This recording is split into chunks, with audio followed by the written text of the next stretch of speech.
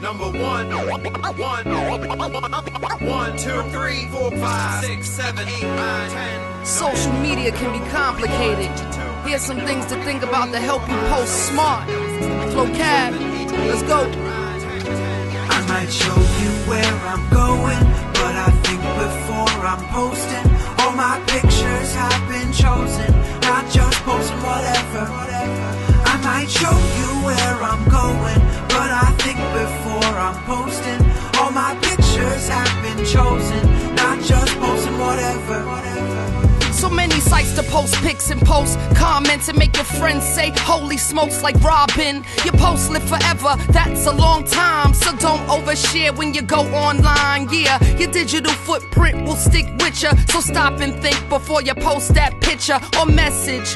Flowcab, let's go. The top 10 things to think about before you post. Number 1, ask yourself, would you say it in real life? If the answer's no, don't post it online. And if you wouldn't want it said about you, don't post it about someone else. That's the golden rule. Number 2, are your posts vain and narcissistic about your perfect life, all designed to elicit jealousy and envy in the people who read it? If so, don't post that brag, delete it. Number 3, that's TMI, folks. I have a rash. Well, I didn't want to know. Number 4, are you posting every detail of your life? Who in their right mind is gonna find that nice? Woke up, hashtag bagel, hashtag shower, and 20 more posts in the next half hour. Think about the reader when you're sharing. Edit your posting, your friends will keep caring. Number 5, a bit like 4, here's what else. Keep your relationship details to yourself. You don't need to post every hug and sunset. That might make your single friends feel upset. A moment still has meaning if you don't post it, know this. Now let me get back and focus. Number 6, the cryptic cliffhanger, man, like, Dude,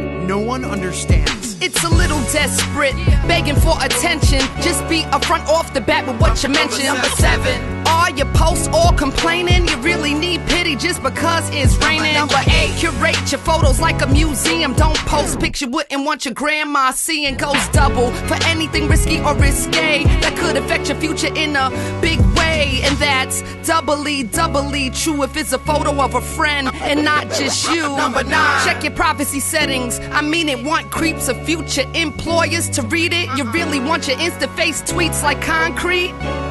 I mean all over the streets. Number 10, post smart, okay, and spread love. That's the Brooklyn way. I might show you where I'm going, but I think before I'm posting, all my pictures have been chosen, not just posting whatever. I might show you where I'm going, but I think before I'm posting, all my pictures have been chosen, not just posting whatever. So think twice, y'all, before you post. Be smart, be safe, and we out.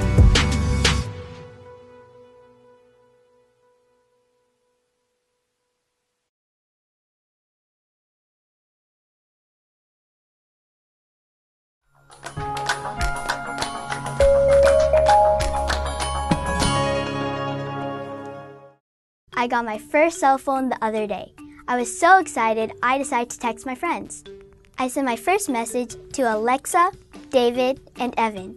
I typed, "Hey you," and pressed send. Hey you. Hey you.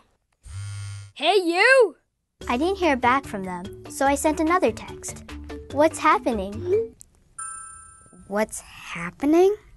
What's happening? What's happening? Still, no text back.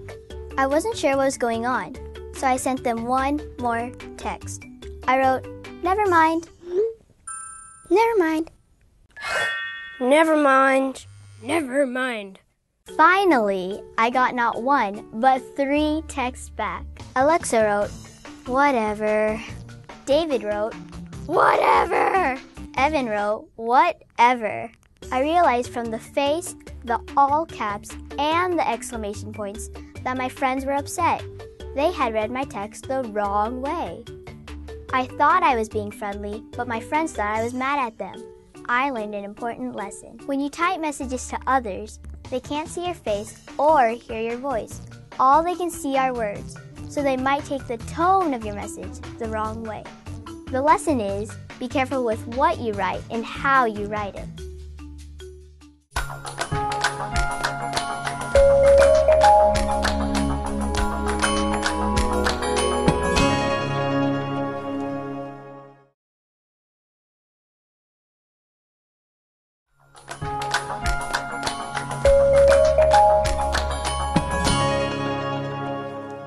I communicate online pretty much through Facebook. My main way of communicating with my friends is over texting and a little bit of email and a little bit of Skype. I like to use games to connect with people online.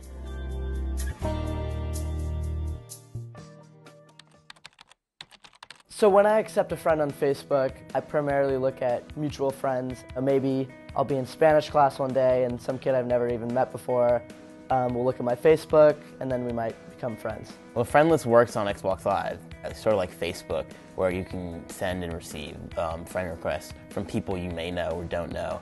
And I mostly like to add people that I do know. The way I get people's numbers is usually from school, or if they put their number in my phone, if we're like hanging out. My interactions with people that I don't really know usually consists of me, not really paying attention to their Facebook as much until I sort of, get to know who they are, maybe in one of my classes or things like that. If none of my friends are online, I'm mostly just gonna play a random game, and I don't really have the intent to find a friend online.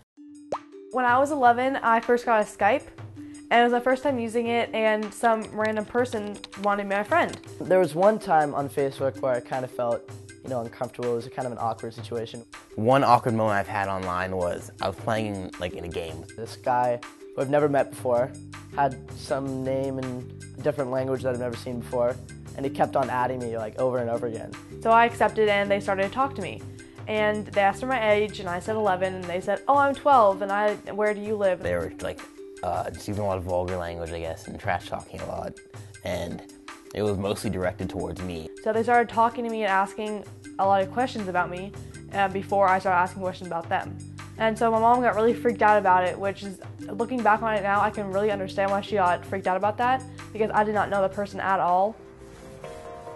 If just say you're online and someone's harassing you, you can just don't really have to take it because the guy's maybe 50, 100 miles away, or you can just turn off your mic, just leave the game. If you ever find yourself in an uncomfortable situation, my advice is just to, if someone's harassing you or something like that, just stop talking to them.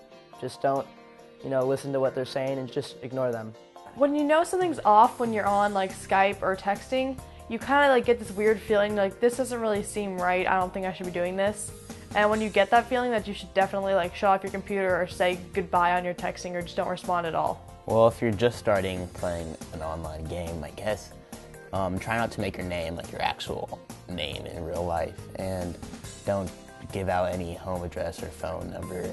A cool aspect of being able to communicate with people that you don't know or close, not close friends, is that you can get to know them better, and maybe you can see their interest in what they want to do and become actual friends with them. I have some good friends who are from Redwood who I played basketball with, and I kind of got to know them a little bit better after we had a game, and I kind of liked their personality, and we started talking on Facebook, and now we're friends in real life. I've talked to people from Qatar or England or something. It helps me just to see what get out of my little social box, I guess, of where I live, and helps me see other places around the world and what it's like to live other places.